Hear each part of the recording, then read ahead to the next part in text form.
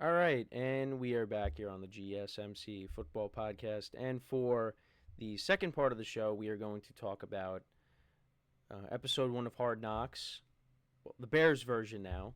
I know we talked about the Giants a handful of times, of course, talking about each episode. So we're going to get into talking about the Bears. So the episode was about an hour long. It's like 54 minutes. But yeah, this is now the training camp version of Hard Knocks.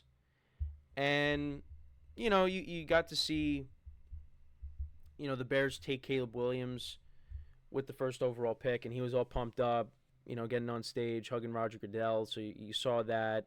You saw the clip that we all saw on social media, of him announcing his signing bonus, and then he started singing. And then you also had another Bears player doing the same thing. So you got to see that. You also saw Nick Saban there as well, talking to Matt Eberflus as well, because he coached Matt Eberflus. Matt Eberflus played on defense, and Nick Saban was the coach of him. So that was interesting. You got to see a deep dive. Well, not really a deep dive, but they showed more of the family stuff, Matt Eberflus's family, and you got to see them while they were watching the Hall of Fame game as well. We also got to see Jonathan Owens, who was, I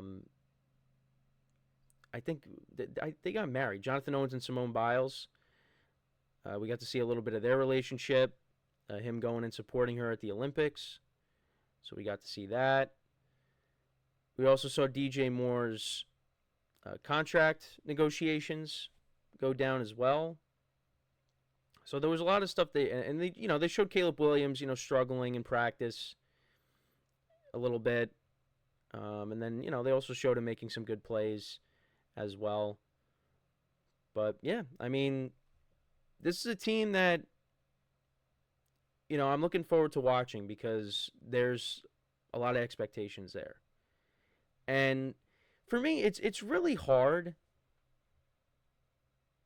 for me not to see the Bears do well this year because of just the amount of talent that they have, especially on offense. I mean, they got one of the best trios in the league with their wide receivers. DJ Moore, who's coming off of a solid first year with the Bears. Now, a new quarterback, but still. You got him. You got Keenan Allen, who's a stud. And you got Roma Dunze, who was one of the top receivers in the draft.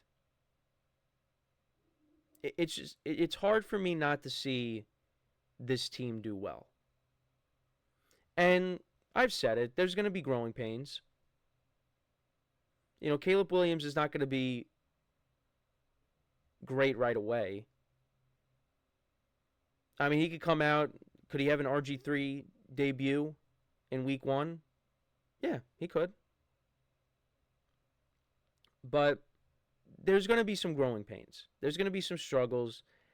And ultimately, he's going to have to show that he's the guy. And how does he deal with adversity? How does he handle that? But like I said, it's hard for me not to see the Bears do well with the amount of talent that they got on this roster. Now, I'm not expecting this team to, win the division, go all the way to the Super Bowl. No, but I'm expecting this team to be a 9-win team, 9-10 wins. And maybe get into the playoffs as a wild card. Because I could definitely see this team getting in as a wild card. But we haven't seen what Caleb Williams can do at the NFL level. So that's that's what it's going to come down to. How is he going to play at the NFL level? And he was the number 1 overall pick for a reason. The Bears have a lot of confidence in him. And we'll find out if they made the right move trading Justin Fields and drafting him.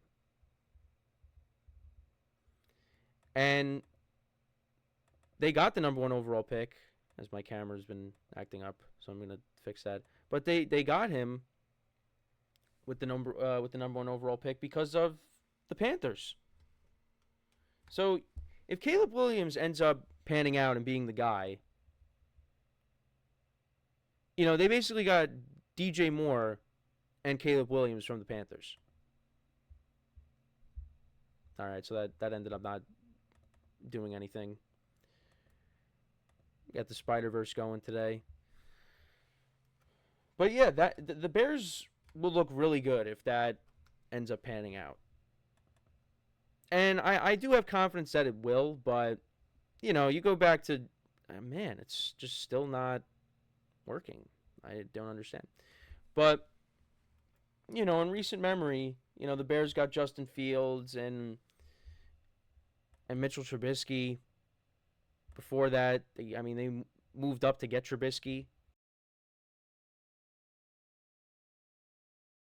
Not my day today, I guess, with the camera.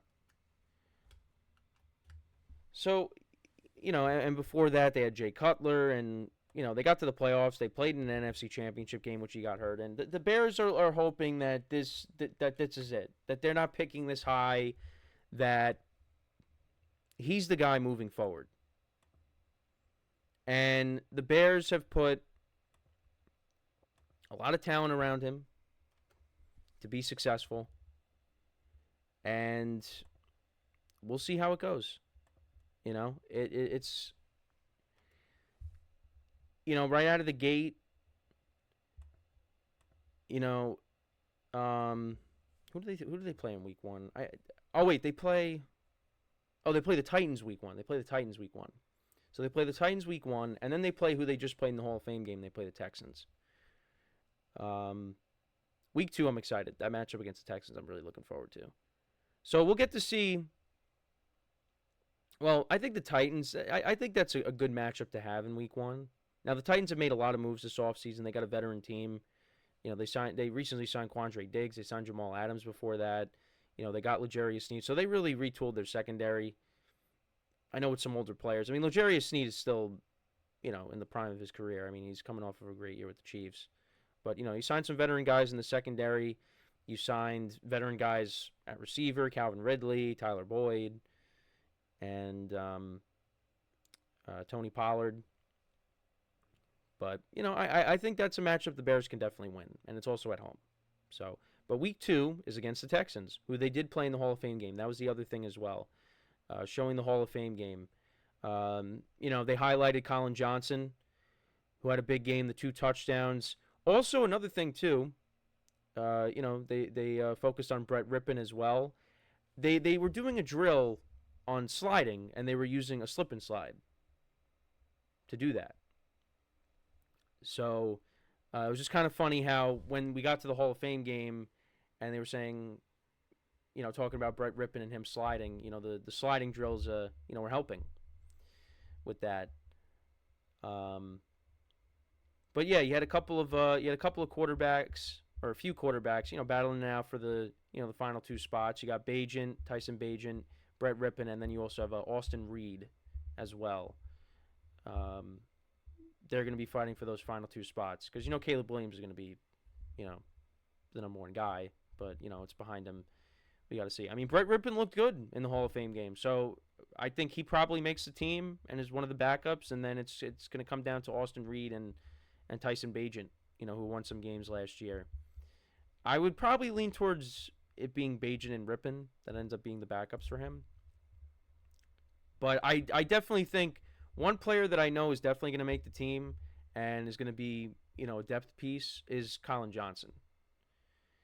He's going to be, either the 4th, 5th, 6th receiver, wherever he's going to be on the depth chart.